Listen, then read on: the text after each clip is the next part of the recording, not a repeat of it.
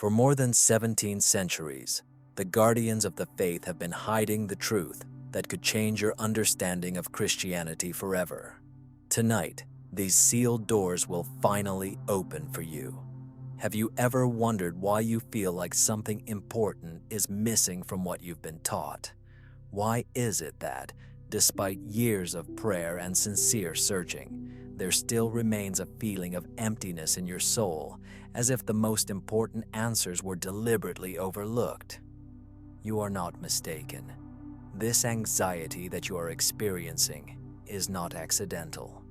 Your spirit feels that the version of events that you have been taught is incomplete. On the holiest night in Christian history, when Jesus gathered his disciples for the last time before his crucifixion, secrets are hidden that have been carefully removed from official records. The words that were spoken but never reached your ears. Revelations that could shed light on every aspect of our faith. There are important aspects of your faith that, unfortunately, still remain hidden in forgotten manuscripts and forbidden texts.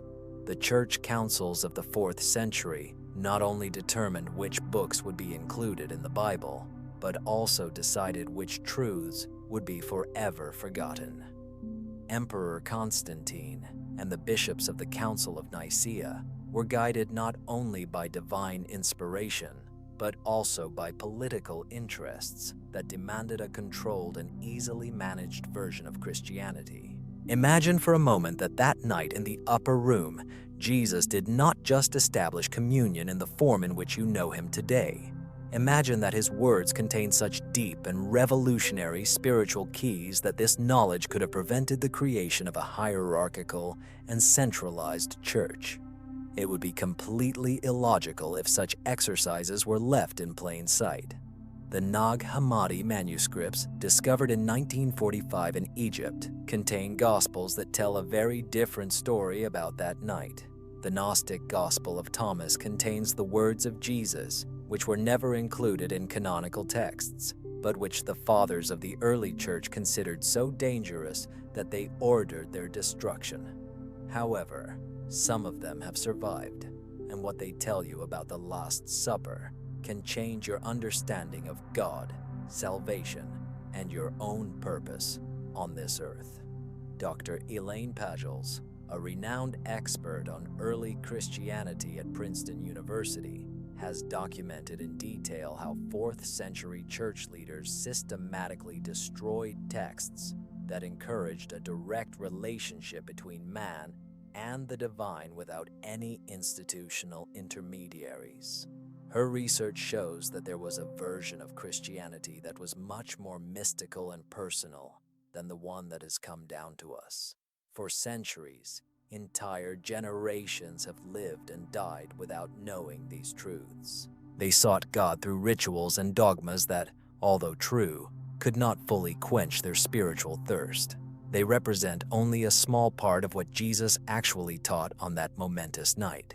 The inevitable question arises: if these teachings were so carefully hidden, what kind of power did they carry? What changes would have taken place in humanity if they had remained accessible to everyone? Remember your own spiritual quest, those prayer nights when it seemed that your words were simply lost in the void. In these moments of crisis, when traditional responses no longer address the depth of your pain, you feel a thirst for something more that no ceremony seems to be able to quench. Perhaps there is a simple explanation for all this. Perhaps your soul is looking for exactly what was taken away from you, the complete teaching of the teacher.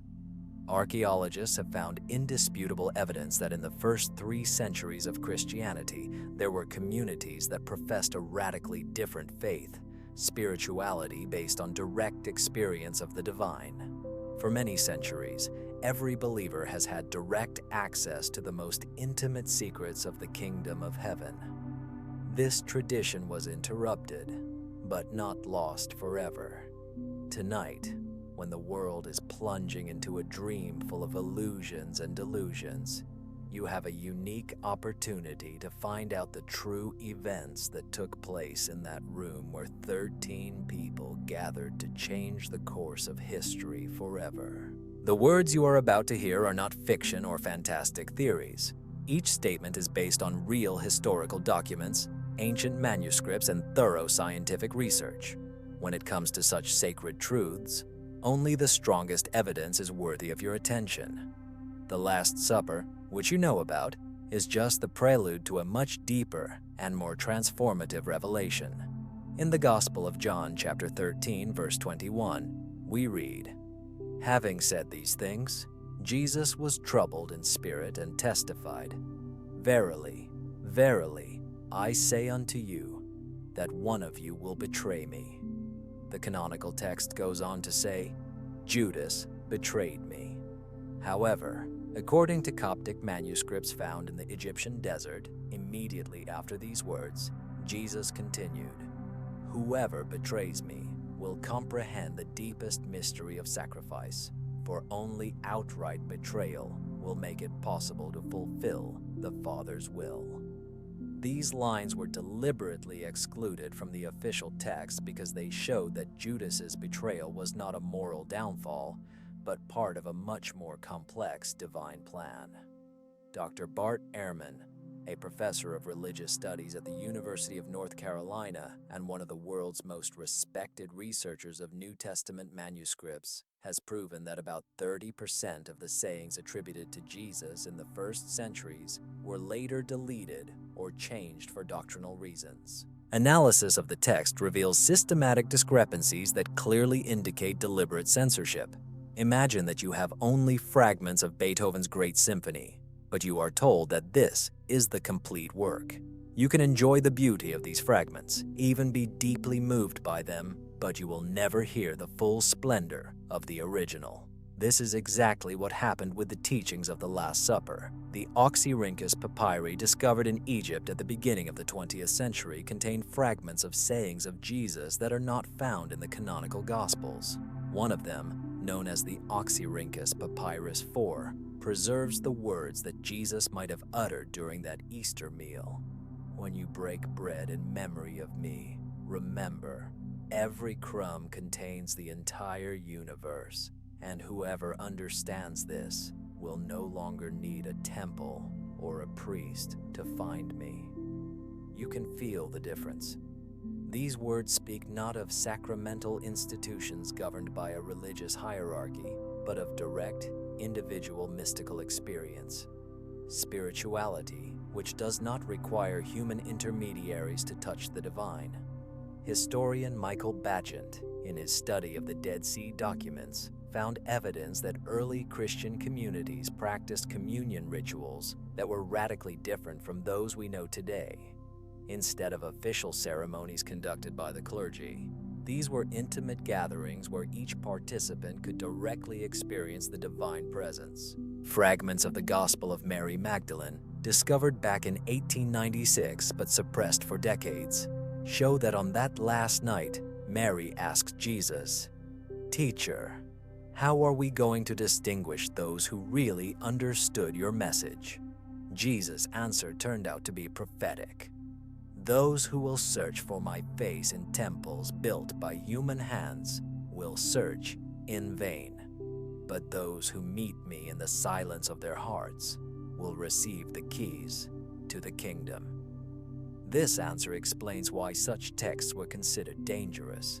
A church that teaches direct perception of the divine no longer needs complex hierarchies, intricate rituals, or intermediaries who explain God's will to other people. Archaeologist James Charlesworth of Princeton University has done a great job. He has collected and systematized more than 60 documents that were written during the age of the apostles and contain the teachings of Jesus, not reflected in the canonical Gospels. His research indicates that there was a rich and diverse oral tradition. It was deliberately hidden during the official codification of Christianity. In the Gospel of Thomas, chapter 108, Jesus utters an amazing phrase, "Whoever drinks from my mouth will become like me." and I will become like him, and hidden things will be revealed to him. This statement would be appropriate during a joint meal when the participants of the Last Supper shared wine. It implies a radical mystical transformation, an opportunity for each person to achieve the same Christ consciousness. Are you aware of the consequences this may have? If these teachings were accessible to everyone, Christianity could become a spirituality based on the idea of individual liberation rather than institutional dependence. Anthropologist Karen King, a professor at Harvard Divinity School, conducted a study in which she analyzed Gnostic texts. The results of her work show that women held important spiritual positions in early Christian communities. Their teachings emphasized gnosis, the direct knowledge of the divine, rather than blind faith in established dogmas. One of the most interesting discoveries was the Codex Chacos, discovered in Egypt in the 70s of the 20th century. Although its authenticity was finally confirmed only in the year 2006, it contains the Gospel of Judas. This text tells us that Jesus privately revealed to Judas the true meaning of his mission. According to this text, Jesus said to Judas, "You will surpass them all because you will sacrifice the man who clothes me." This phrase suggests that Judas did not betray. His actions helped to free the divine spirit from its human shell, thus completing the cosmic plan of redemption. This interpretation completely changes our understanding of that night. The Jesus Seminar researchers also note that Gnostic texts shed new light on the role of women in early Christianity.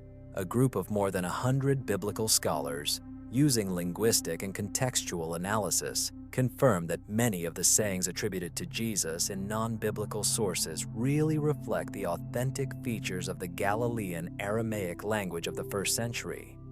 This means that the original words of the teacher have been truly preserved in them.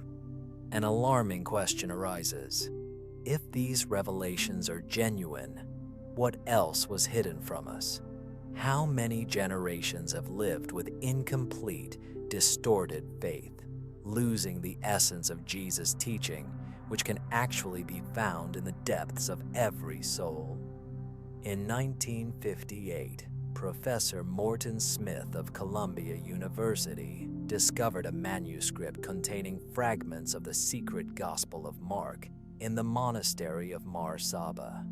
This document describes the private teachings that Jesus gave only to those disciples who were ready to receive the mysteries of the kingdom of God. Every fragment found, every papyrus discovered, every translated codex opens up new horizons for us to understand the teachings of Christ. We are getting closer to a full understanding of what really happened that night in Jerusalem. This truth, which has been waiting for 2 millennia, is beginning to unfold before us again. We live in an era when prophecies are coming true before our eyes, but many are still wandering in the dark, encountering only fragmentary truths that have been carefully hidden from humanity for centuries. But think about it. Perhaps exactly what has been removed from the Holy Scriptures contains the very answers that you have been searching for years. Answers that can illuminate your path, strengthen your faith, and reveal the true purpose of Jesus' coming. The year 325 AD was a turning point in the history of Christianity. More than 300 bishops gathered in the city of Nicaea under the patronage of Emperor Constantine. They had to decide not only which books would be included in the biblical canon, but also which truths would be forever forgotten. In his biography of the emperor, Eusebius of Caesarea, Constantine's personal historian and advisor, wrote that the ruler gave a direct order to confiscate and destroy all texts that he considered heretical. By imperial decree, if anyone was convicted of concealing Arius's writings and did not hand them over for immediate burning, he would be sentenced to death. However, Arius was far from the only target. Documents from the Vatican archives, partially uncovered in the 20th century, confirmed that the persecution concerned any text that preached mystical experience or direct communication with the divine. Professor Henry Chadwick from Cambridge proved in his works on patristics that more than 40 alternative gospels were systematically destroyed.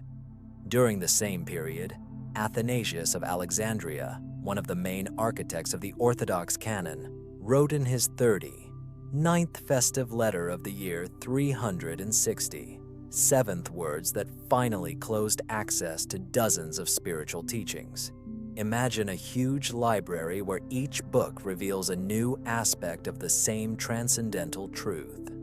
Now imagine that librarians decided to keep only a tenth of the volumes and burn the rest, claiming that they could mislead readers. This analogy accurately conveys what happened to the original Christianity. One of the oldest surviving biblical manuscripts, Codex Sinaiticus, dating from the 4th century, contains notable corrections in the margins. Paleographer Bruce Metzger from Princeton discovered that entire passages were deliberately erased and rewritten. One of these corrections completely eliminates the mention of the secret teachings that Jesus passed on only to a select few. The teachings that Jesus entrusted only to ready hearts are directly related to this. Hieronymus of Stridon, translator of the Latin Vulgate, confessed in a letter to Pope Damasus in the year 380. 4. I am afraid to change the divine words, but I obey the apostolic authority, which teaches me what should be preserved and what should be suppressed for the sake of the unity of the faith. This admission shows that the official translation was not textual accuracy, but doctrinal censorship. The surviving fragments of Tatiana's Diatessaron, an evangelical harmony composed around the year 160, contain many sayings of Jesus that are missing from the canonical Gospels. Professor William Peterson proved that these fragments preserve oral traditions coming directly from eyewitnesses. St. Augustine of Epona openly admitted that he had given orders to burn texts that, although they contained important spiritual truths, could undermine the Church's obedience to the common people. The Council of Trent, which took place from 1545 to 1563, finally consolidated the decisions of the Council of Nicaea and introduced new prohibitions. The Tridentine decrees declared anathema any interpretation of Scripture that does not coincide with the official one. Cardinal Pole stated, "We prefer a single faith, even if incomplete, to the full truth, which can create divisions." That is why so many manuscripts were hidden in clay jars in caves in the Egyptian desert. The Coptic monks who preserved these relics understood that they were preserving a spiritual treasure that the church authorities sought to destroy and erase forever from the memory of mankind. Archaeologist James Charlesworth of Princeton University has done a great job. He has collected and systematized more than 60 documents that were written during the age of the apostles and contain the teachings of Jesus, not reflected in the canonical Gospels. His research indicates that there was a rich and diverse oral tradition. It was deliberately hidden during the official codification of Christianity. In the Gospel of Thomas, chapter 108, Jesus utters an amazing phrase, "Whoever drinks from my mouth will become like me, and I will become like him, and hidden things will be revealed to him."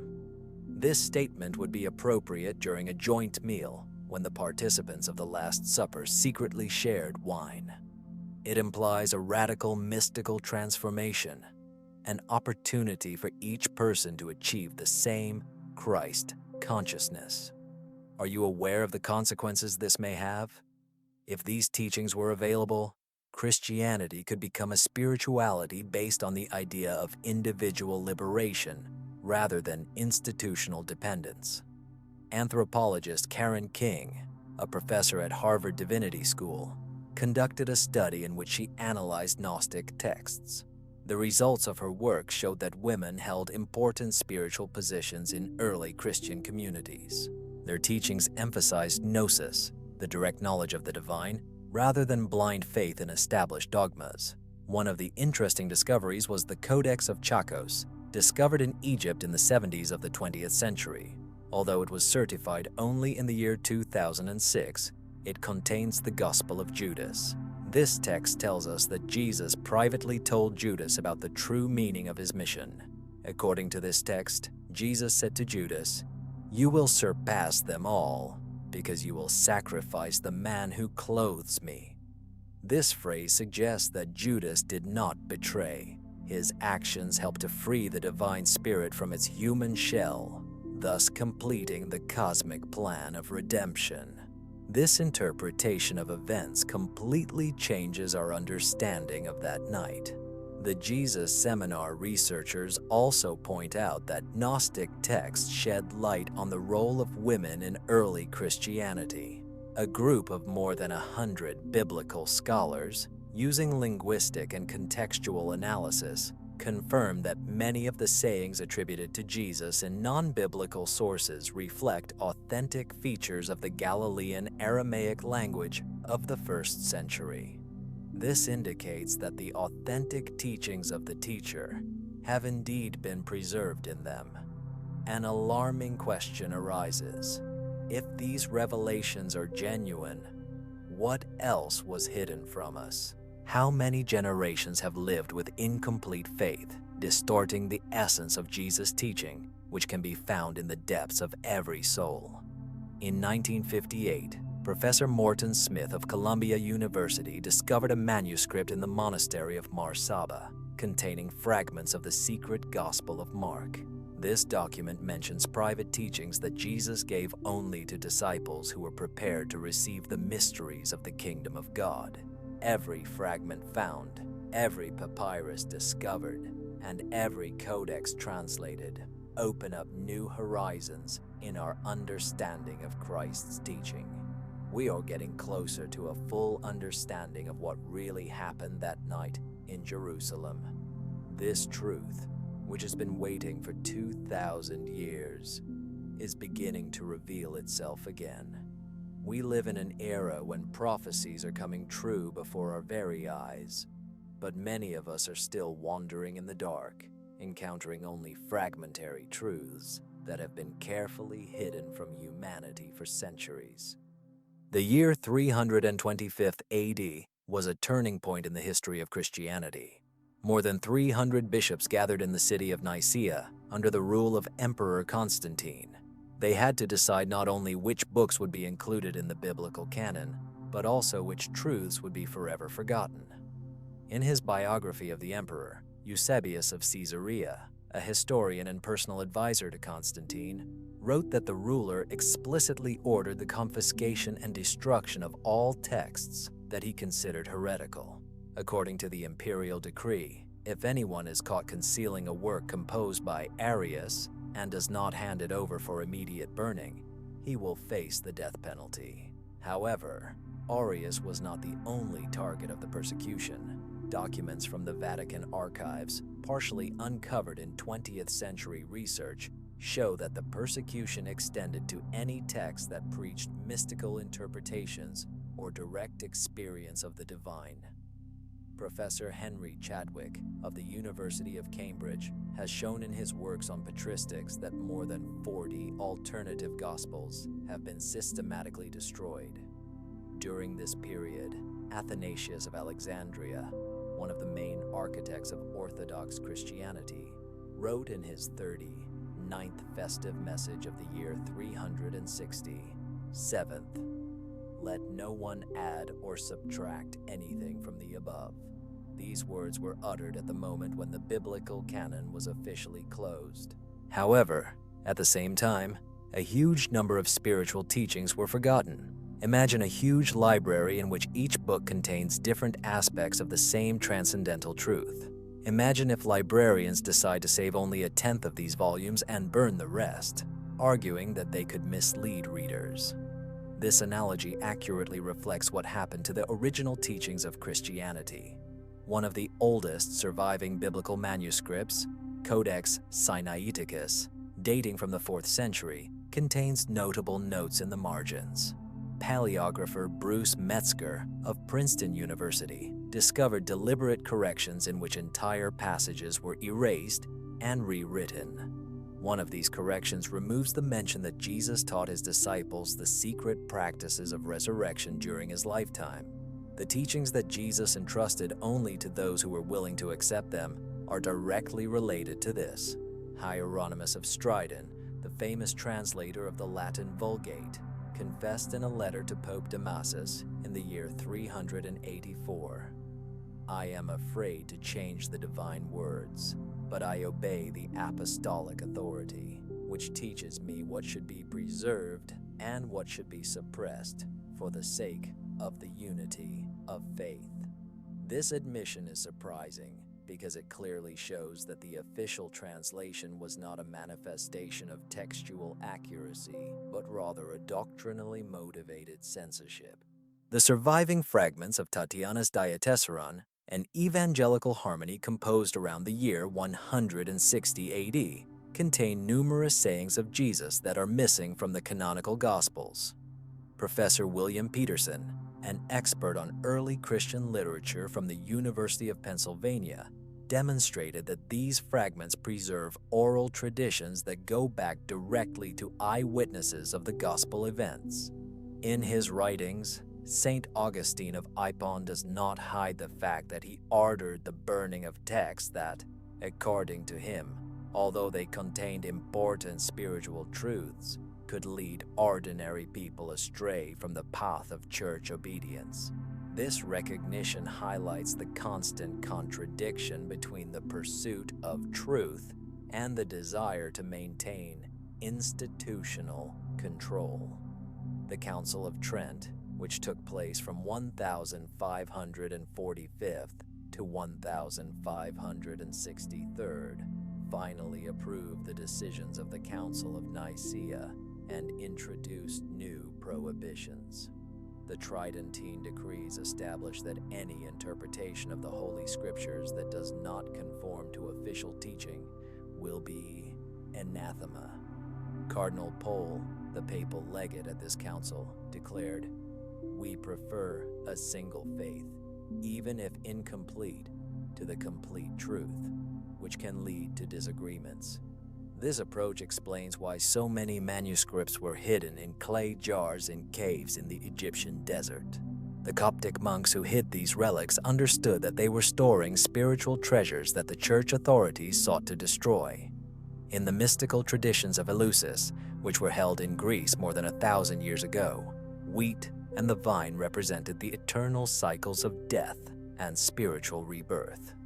Initiates consumed bread and wine to experience a transformation of consciousness, one that directly connected them to the divine mysteries. Jesus knew these traditions well and incorporated them into his last teaching. The Greek magical papyrus PGM, dating from the 3rd century but preserving much more ancient customs, contains a call strikingly similar to the words of the Last Supper. "I am the grain that dies on the earth and is reborn. I am like the bread of eternal life. I am a grape that turns into the blood of the gods." Philo of Alexandria, a Jewish philosopher who lived in the time of Jesus, wrote in his work, The Contemplative Life, about communities of therapists who used unleavened bread and wine mixed with water in rituals of spiritual enlightenment. According to Philo, these ingredients symbolize the imperishable substance of the soul, the one that feeds on divine wisdom. Professor David Ulani, a specialist in mystical religions from Princeton University, has shown that the symbolism of bread and wine in the ancient world was invariably associated with mystical experiences of death and spiritual rebirth. His research confirms that Jesus used a symbolic language that was universally understood by all who were initiated into mystical traditions. Let's look at this analogy. Imagine that a master chemist takes known elements and creates a completely new formula. Although the basic ingredients are familiar, the result turns out to be an unexpected, surprising compound with unique properties. Their unification leads to truly revolutionary results. This is exactly what Jesus did with the symbols of bread and wine. He took already known mystical elements and turned them into tools to achieve an unprecedented spiritual experience. The Parisian magic papyri, known as PGM and Lekiksi, describe rituals in which bread symbolizes the incorruptible body of the initiate, and wine represents the divine blood flowing through the veins of the cosmos. These descriptions, which predate Christianity, show that Jesus used symbols that already had a transcendental meaning. In his book, The History of Religious Beliefs and Ideas, Mircea Eliade emphasizes, in many ancient spiritual traditions, the use of sacred substances was perceived as a way to literally embody the divine qualities that these substances were endowed with. The Orphic hymns, Greek mystical poems of the Hellenistic period, contain addresses to Dionysus in which God says, "I am the bread on which the soul feeds. I am the wine that intoxicates the spirit to the truth." This similarity to Jesus' words is not accidental. It indicates that he used an established language of initiation. Archaeologist James Strange from the University of South Florida discovered mosaics depicting loaves and cups on which there were inscriptions in Aramaic meaning "food for the soul" and "drink of immortality" during excavations in Galilean synagogues of the 1st century. These findings suggest that Eucharistic symbolism already existed in mystical Judaism during the time of Jesus. In the Acts of Peter, written sometime after Jesus' death, there is a mention of how Peter administered the sacrament of the Eucharist. An apocryphal text from the 2nd century describes how the apostle explained to new disciples, "When our teacher gave us bread, he fed not our stomachs, but our souls. When he offered us wine, he was not giving us a drink to quench thirst, but a cure for spiritual thirst." Research by Egyptologist Jan Assmann from Heidelberg University has shown that in Egyptian funerary texts, bread and wine have always been symbols of posthumous transformation. The deceased consumed these items in order to acquire the qualities necessary for traveling to the spirit world. In the Gospel of Thomas, in Logia 77, there is a preserved saying of Jesus that reveals the meaning of this symbolism. "I am the light that shines upon all things.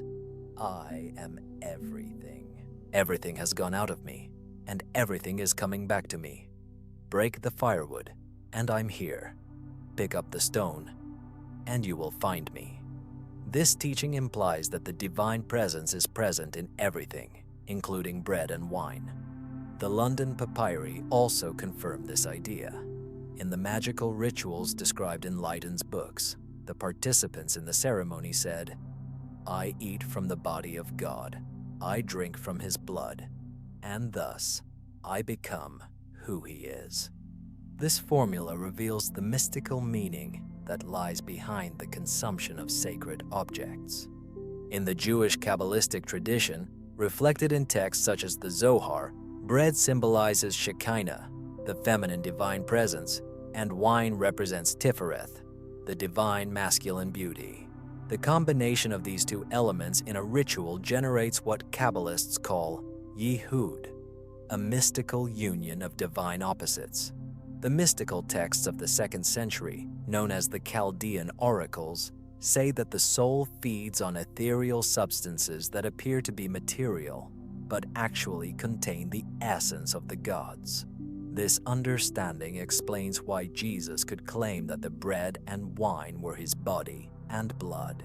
He did not mean a chemical transformation, but the revelation of the spiritual nature hidden in all matter. Wenzel Kostowski, a researcher of comparative religious studies from the Cardinal Stefan Wyszynski Academy, discovered that the ritual of the Last Supper contained structural elements similar to initiation ceremonies in the Mithraic, Dionysian, and Eleusinian mysteries. This similarity proves that Jesus used a universally recognized ritual format to convey his unique Christian teachings. In the Revelation of Peter, a Gnostic text found in Nag Hammadi, Jesus explains, "The bread that I give you will not disappear, even if you eat it. The wine we share will not run out, even if you drink it, because these are symbols of eternal realities that exist beyond the world of appearances." This statement opens the way for us to understand the true meaning of the Eucharistic elements. They serve as a link between the visible material world and the invisible spiritual dimensions, allowing human consciousness to gain access to the higher planes of reality. In Matthew chapter 26, verse 25, Jesus says, "Judas, you will betray me." This statement suggests that Judas did not betray, but fulfilled the most difficult and sacred mission. He freed the divine spirit from the human shell. In the same text, Judas asks, "Isn't it me, Rabbi?" Jesus answers, "You said it yourself." However, the second-century Syriac manuscripts contain a different version of this answer. "You understood it," implying that Judas realized a plan that remained hidden from the rest of the disciples. Professor April DeConnick, a specialist in Gnostic literature from Rice University, conducted a linguistic analysis and showed that the Aramaic term maslema, usually translated as to betray, has a deeper meaning: to fulfill a sacred mission. Think about the analogy of a surgeon. Imagine, a surgeon has to perform an operation that can be fatal. He understands that he is going to be hurt, but this pain is necessary to save the patient's life. From the point of view of pain, the surgeon seems to be a tormentor, but from the point of view of healing, he is a savior. Judas's betrayal can be perceived in exactly the same way, at first glance destructive, but in fact, redemptive. The Coptic fragments of the book, the Apocrypha of John, found in Nag Hammadi, contain a dialogue where the disciple asks, "Who must commit the most bitter act in order to find eternal sweetness?"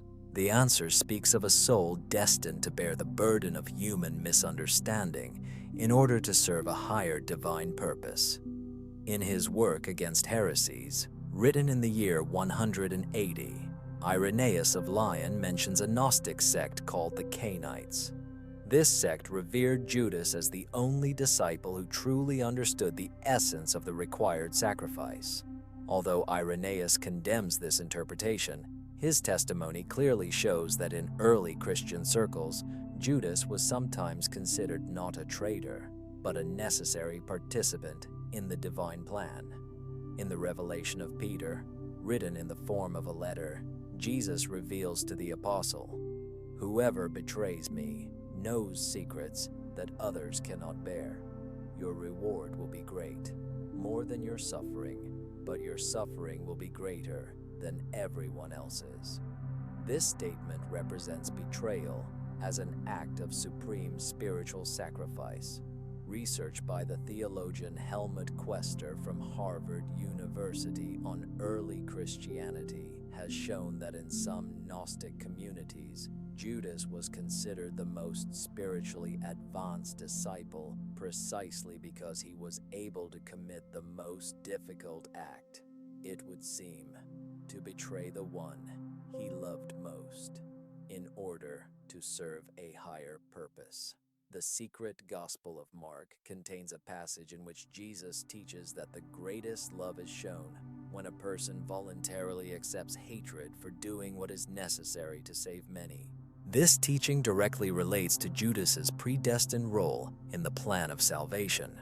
The Acts of John preserve the tradition according to which Jesus explained to his disciples, "One of you will bear the heaviest burden, not because he is the strongest physically, but because he loves the most, not because he is weak, but because he is the strongest spiritually.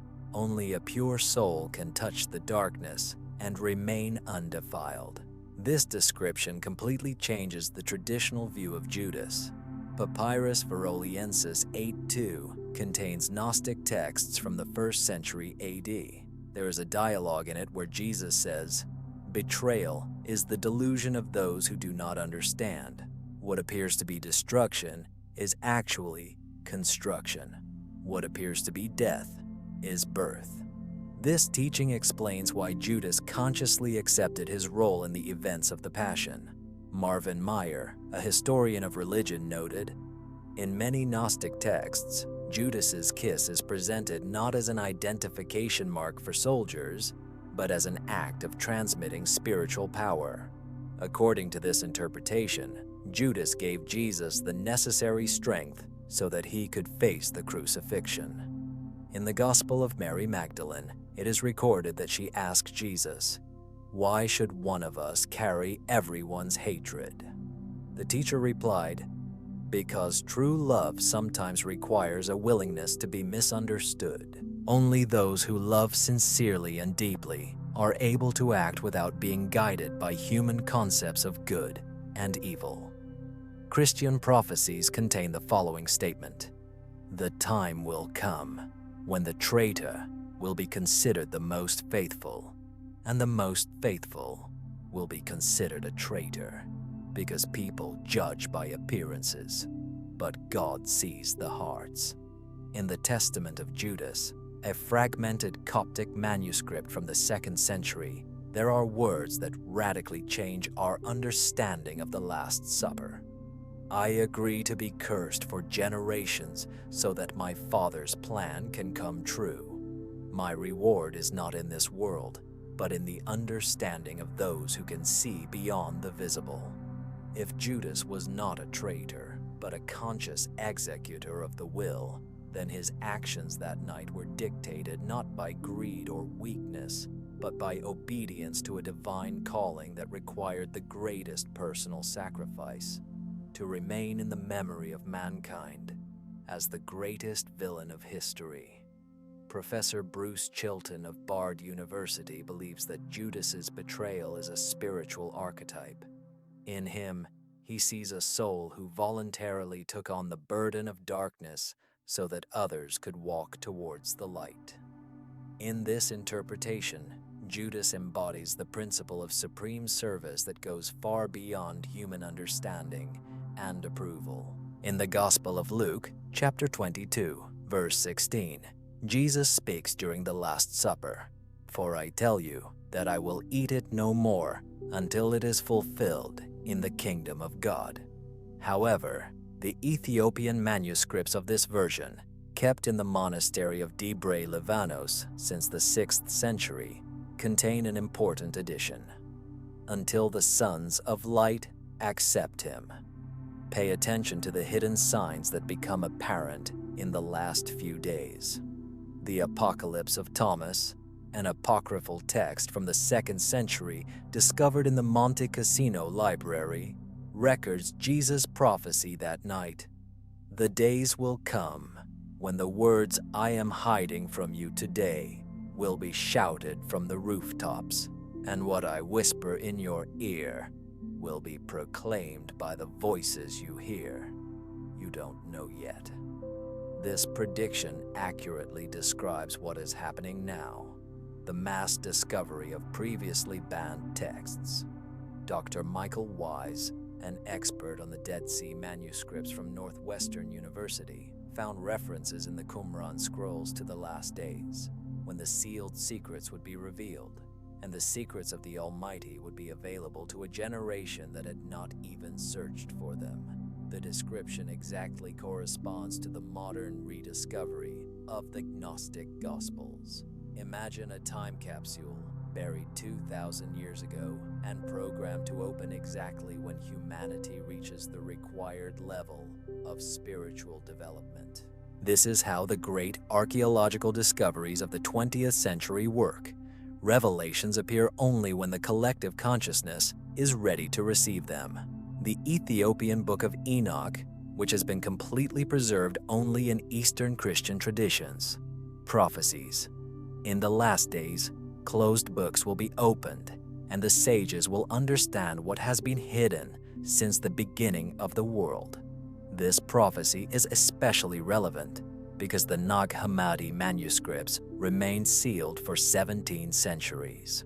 The oracles of Hystaspes, an apocalyptic text from the 1st century quoted by Lactantius, predict that when the world approaches its transformation, the chosen ones will find in caves and deserted places evidence of the truth that has been hidden.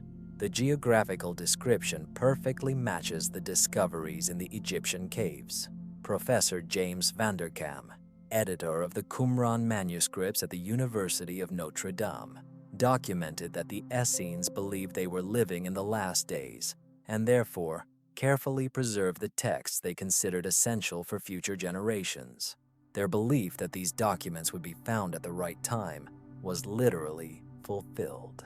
The Testament of Levi, which is part of the covenants of the 12 patriarchs, prophesies, "In the last times, people will rise up who will search the earth for the spiritual treasures that were hidden, and the Lord will force them to find them when it is necessary to prepare His kingdom." The research of biblical archaeologist William Deaver from the University of Arizona has proved that the discoveries of ancient manuscripts in the 20th century surpass in volume and significance all the finds of scientists of the previous 19 centuries combined. This unusual concentration of revelations clearly indicates a providential purpose. The Gnostic Apocalypse of Paul, found in Nag Hammadi, contains a vision in which the apostle sees how in the near future the secrets of the kingdom will be extracted from their vaults and open to those who are ready to see them. The expression, "those who have eyes to see," perfectly describes those who today strive for deeper spiritual truths. In the Acts of Peter and the 12 apostles, Jesus' words are recorded, which seem to be addressed directly to our time. "When you see the signs in heaven and the confusion among the nations, know that the time has come for the final revelation. Then the secrets hidden in the clay jars will be revealed." Biblical prophecy researcher Grant Jeffrey documented, "We are the first generation in history to have simultaneous access to the Dead Sea manuscripts, the Nag Hammadi codices, the Egyptian papyri, and the partially open Vatican archives. This is an unprecedented convergence of revelations. In the Book of Jubilees, a Jewish apocryphal text from the 2nd century BC, it is predicted that in the last days people will discover words written in antiquity that will completely change their understanding of the ways of the Almighty.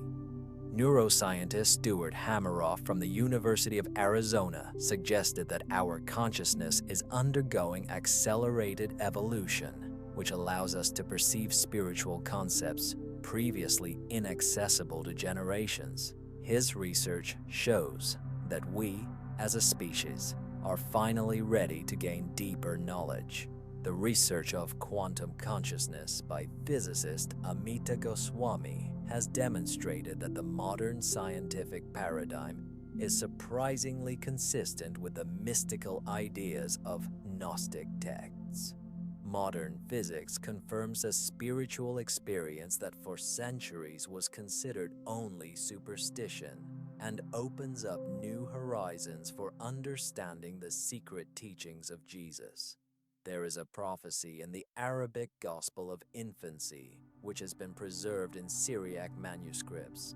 In it, the infant Jesus says, "My full words will be revealed when the children of earth learn to communicate instantly over long distances."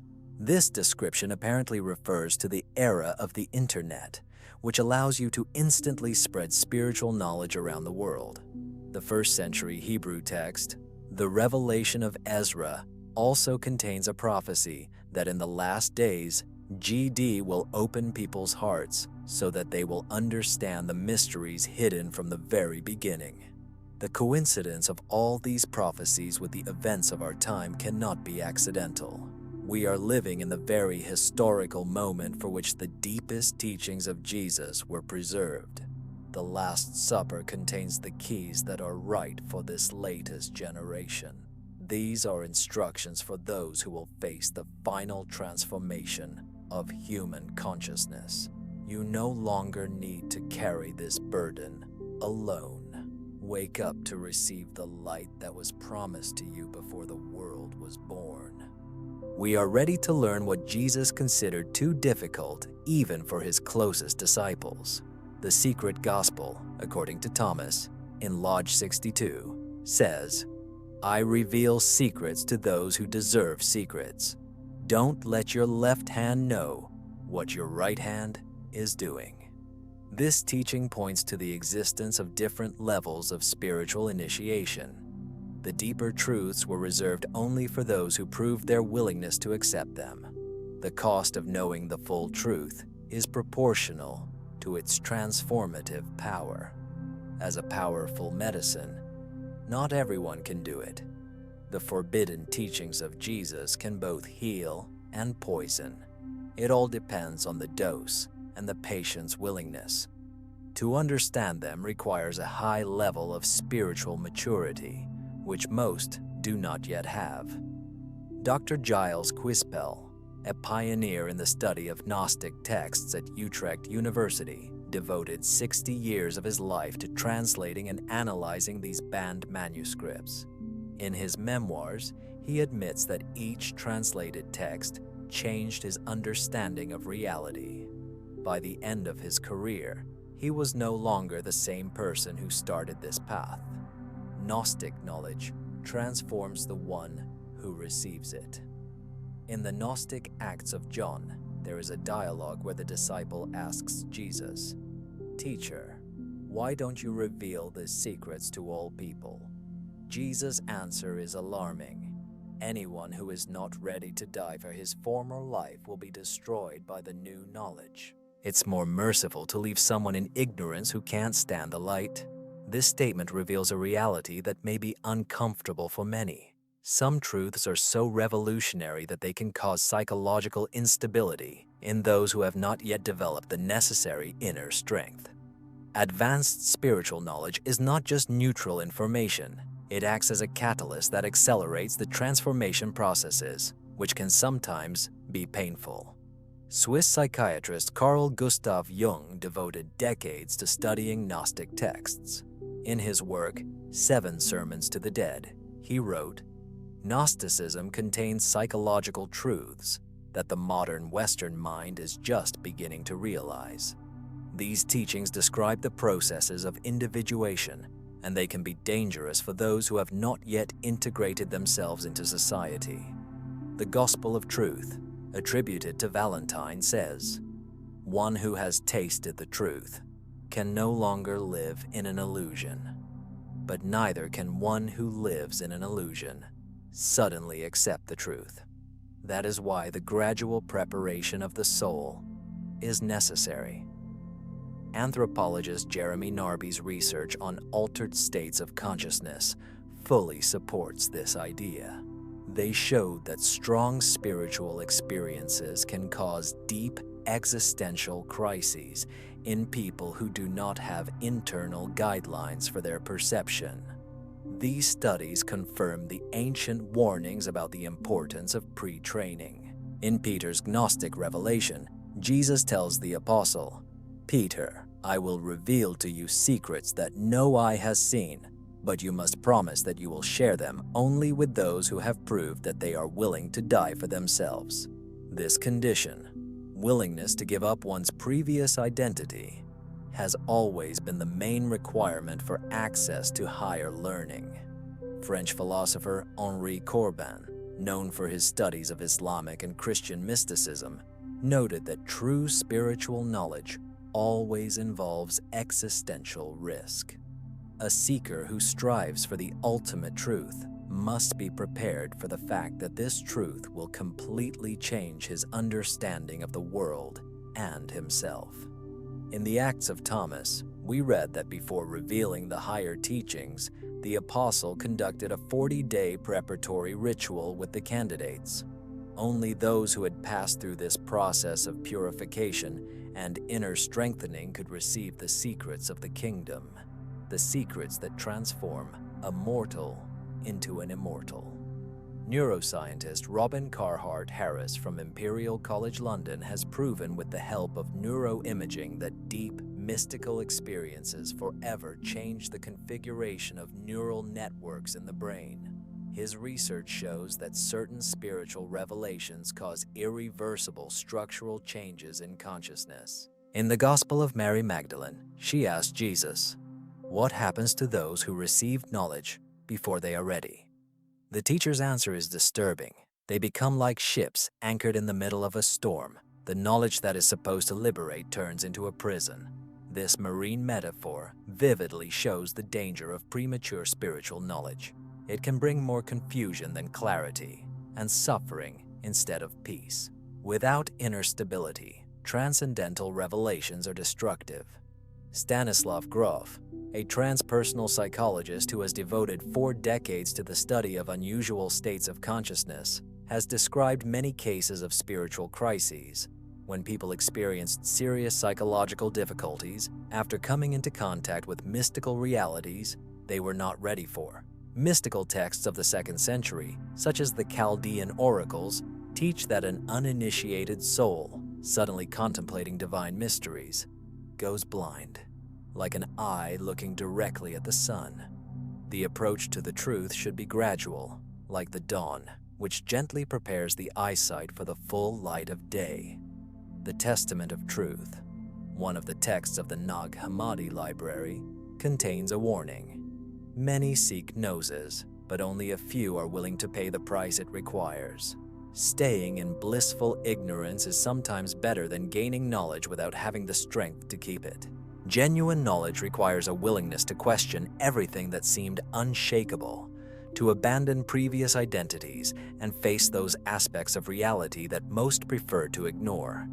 It requires the courage to live in uncertainty while completely new views on God, the universe, and the meaning of existence are integrated into consciousness.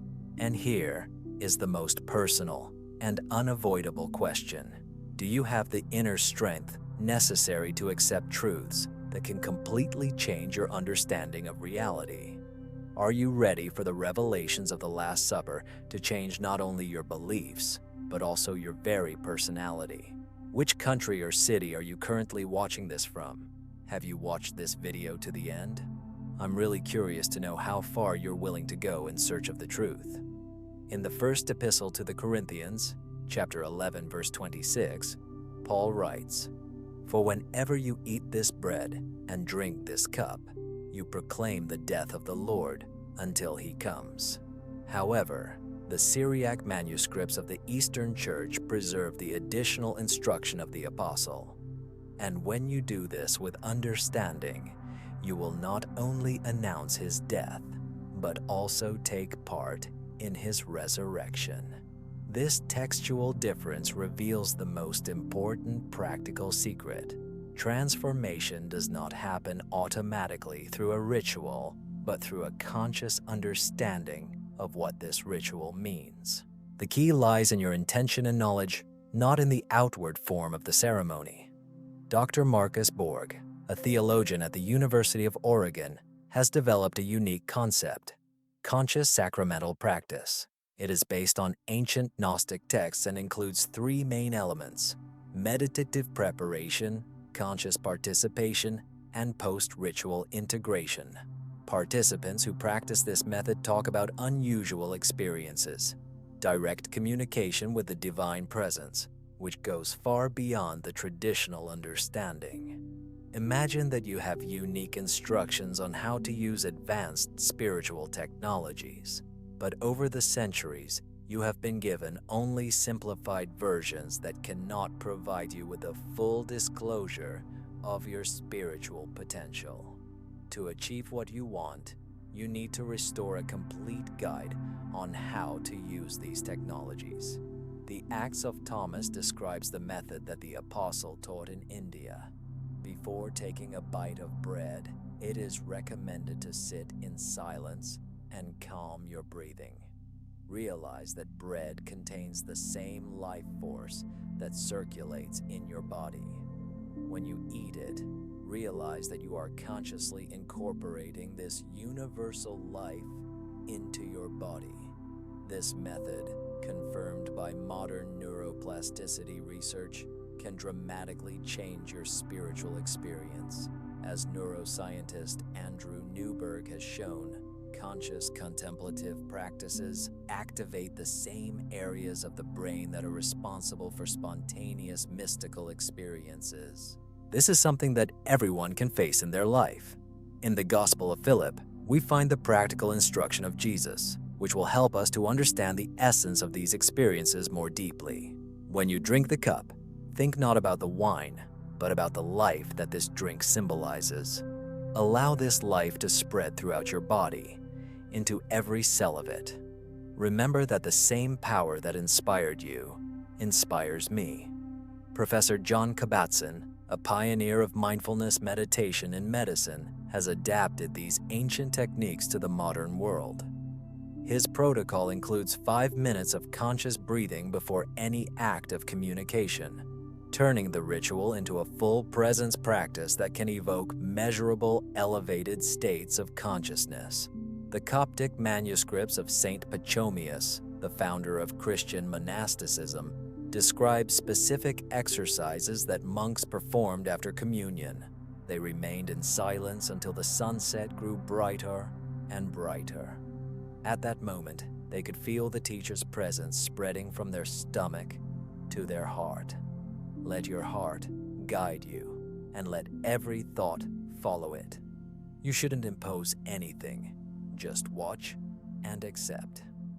This practice, known as spiritual digestion, helps to integrate the sacramental experience as much as possible. Research conducted at the University of Wisconsin has confirmed that periods of silent contemplation after spiritual practices significantly enhance their neurological and psychological effects. The Gnostic Gospel of the Egyptians describes solitary communion, which was practiced by advanced initiates. If you cannot meet other seekers, take ordinary bread and ordinary wine, but transform them with your understanding. Bless these elements, remembering that all matter is condensed spirit, and by consciously consuming them, you nourish not only your body, but also your soul. Transpersonal therapist Michael Washburn has developed protocols based on these teachings for people seeking to deepen their personal spiritual practice. His techniques include conscious visualization, rhythmic breathing, and statements based on Gnostic texts, all of which help us achieve mystical unity. Pearl's hymns contain tips that can be used in everyday life. It is not necessary to limit the sacrament to certain moments. Every time you eat, remember that you are enjoying a divine life. When you drink, realize that you are discovering the flow of eternal grace. This way, you can turn every meal into a sacred ritual. This practice allows us to make our daily meal a truly sacred act.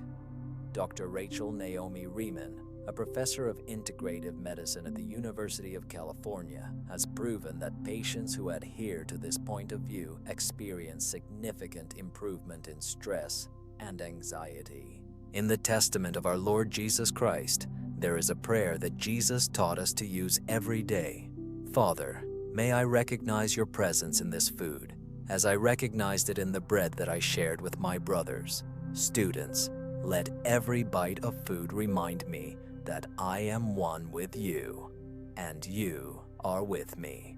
Psychologist Ken Wilber incorporated these practices into his model of complex development, proving that conscious rituals significantly accelerate the evolution of consciousness. His research confirms that regular practice promotes emotional stability, mental clarity, and a sense of purpose. Fragments of the Gospel of Eve, preserved by Epiphanius of Salamis, contain methods of family communication.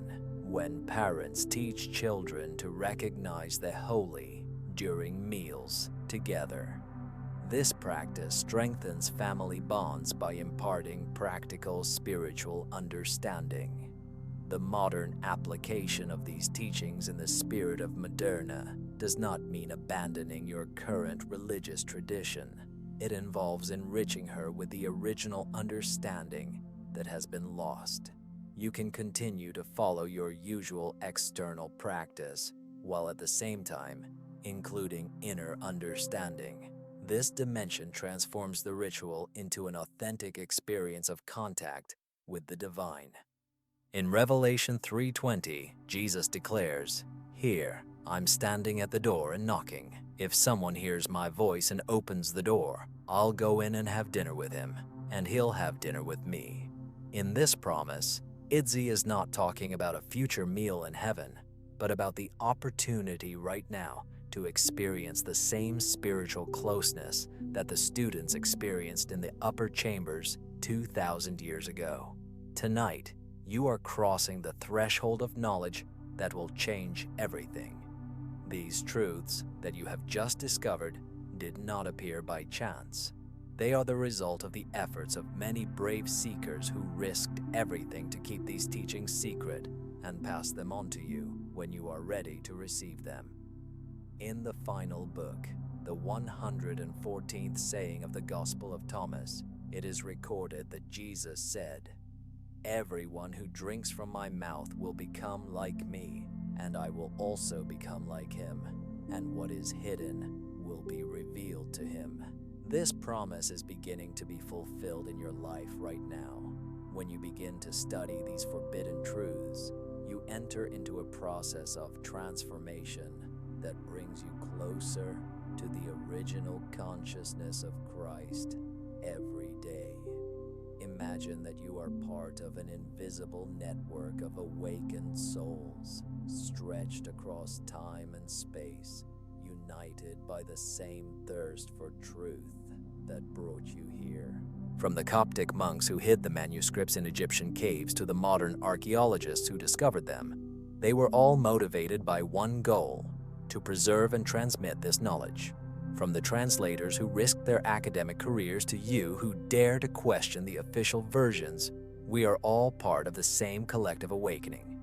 Dr. Jean Dors, who participated in the first studies of the Nag Hammadi manuscripts, wrote in his memoirs, "Every person who accepts these truths becomes a living link in the chain of Gnostic transmission. We are not just readers of ancient texts. We are the continuators of a spiritual tradition that was considered extinct. There is a prophecy preserved in the Acts of John in which Jesus declares, 'The time will come when my full words will become known to those who have never set foot on the land I walked on, and they will understand my message better than those who knew me in the flesh.'" This prophecy refers directly to us, to this generation, which has access to teachings that were denied even to Christians of the first centuries. Historian Helmut Köster noted that the revival of Gnostic Christianity in our time is not an accident, but a natural stage in the evolution of human consciousness. Gnostic Christianity is not just a relic of the past, but a hidden potential that is always ready to manifest itself when humanity reaches a new level of understanding of spirituality. And we are experiencing one of these moments of rebirth.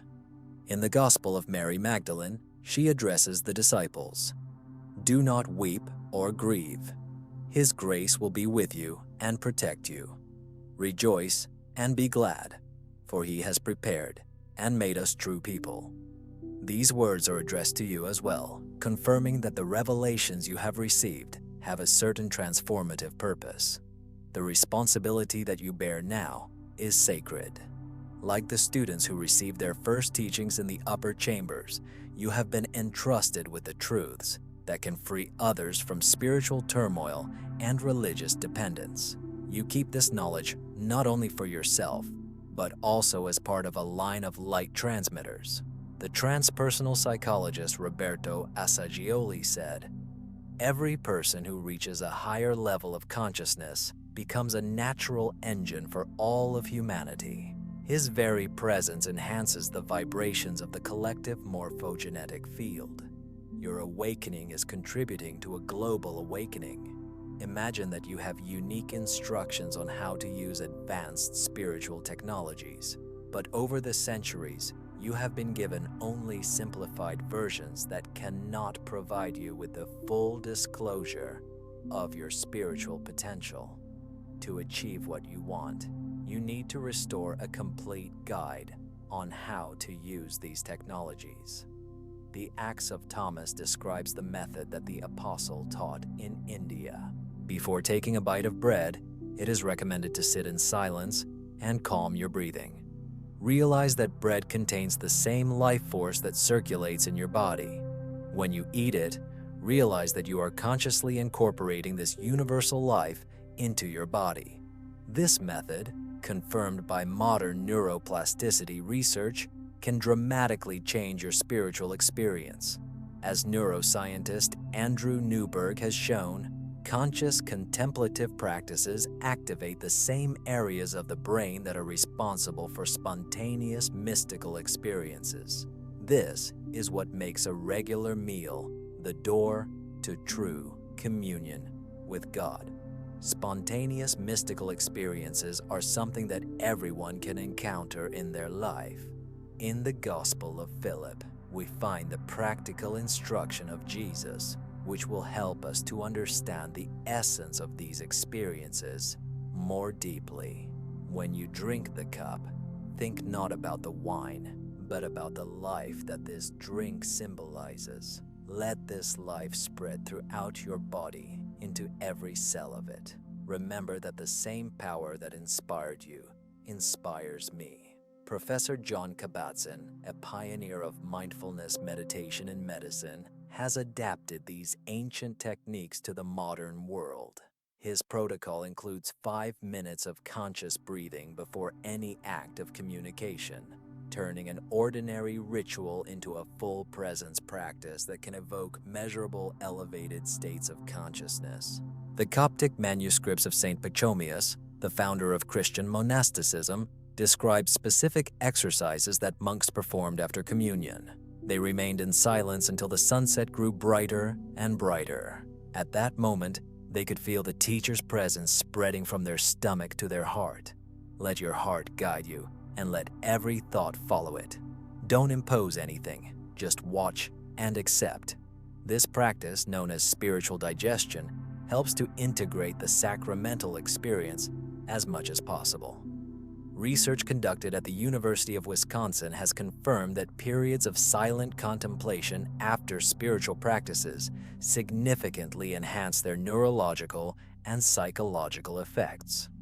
The Gnostic Gospel of the Egyptians describes solitary communion, which was practiced by advanced initiates. If you cannot meet other seekers, take ordinary bread and ordinary wine, but transform them with your understanding.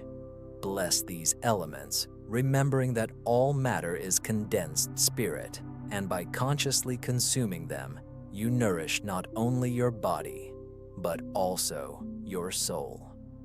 Transpersonal therapist Michael Washburn has developed protocols based on these teachings for people seeking to deepen their personal spiritual practice.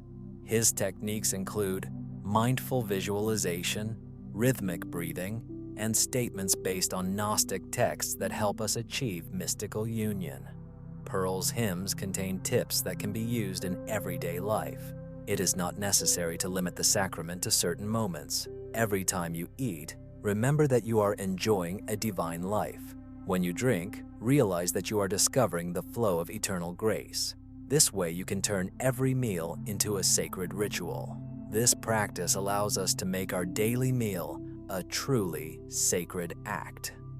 Dr. Rachel Naomi Remen, a professor of integrative medicine at the University of California, has proven that patients who adhere to this point of view experience significant improvement in stress and anxiety.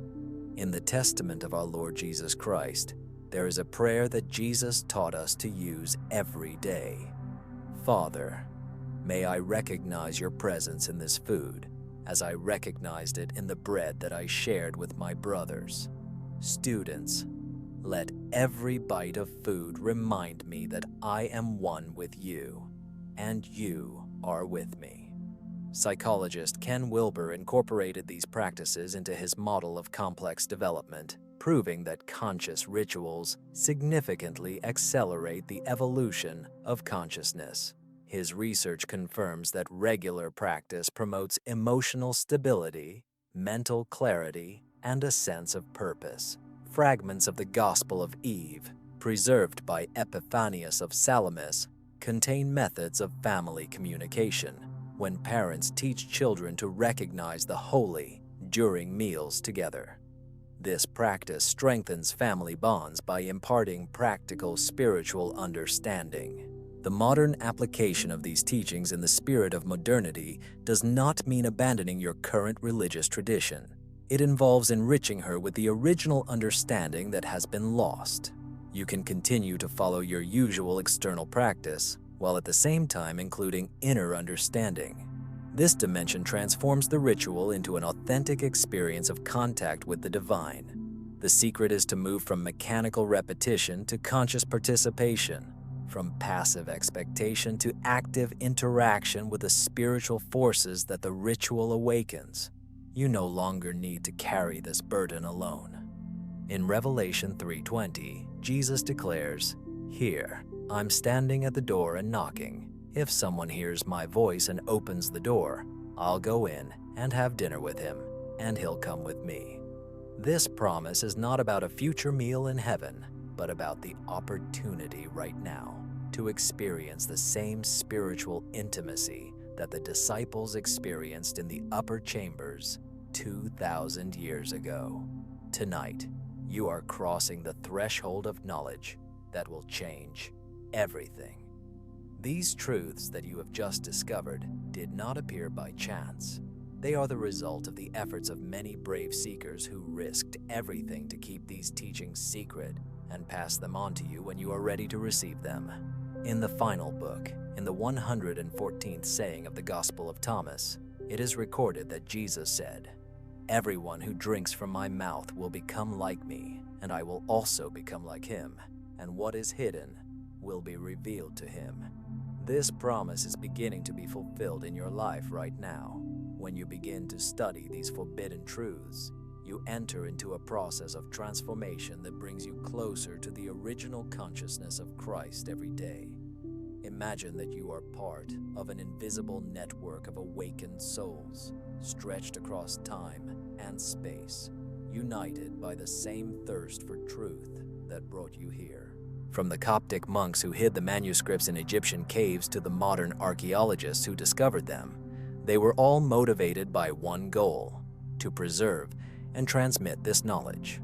From the translators who risked their academic careers to you who dare to question the official versions, we are all part of the same collective awakening. Dr. Jean Doges, who participated in the first studies of the Nag Hammadi manuscripts, wrote in his memoirs, "Every person who accepts these truths becomes a living link in the chain of Gnostic transmission.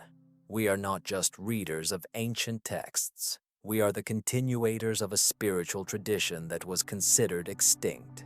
There is a prophecy preserved in the Acts of John in which Jesus declares, "The time will come when my full words will become known to those who have never set foot on the land I walked on, and they will understand my message better than those who knew me in the flesh." This prophecy refers directly to us, to this generation, which has access to teachings that were denied even to Christians of the first centuries. Historian Helmut Küster noted that the revival of Gnostic understanding in our time is not an accident, but a natural stage in the evolution of human consciousness.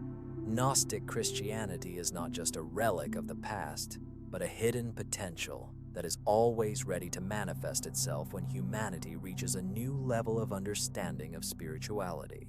And we are experiencing one of these moments of rebirth. In the Gospel of Mary Magdalene, she addresses the disciples, "Do not weep or grieve. His grace will be with you and protect you. Rejoice and be glad, for he has prepared and made us true people."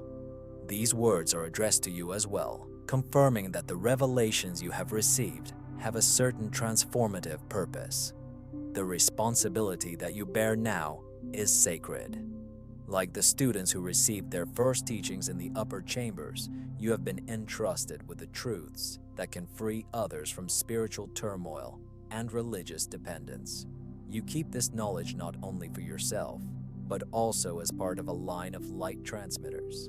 The transpersonal psychologist Roberto Assagioli said, "Every person who reaches a higher level of consciousness becomes a natural engine for all of humanity. His very presence enhances the vibrations of the collective morphogenetic field. Your awakening is contributing to a global awakening."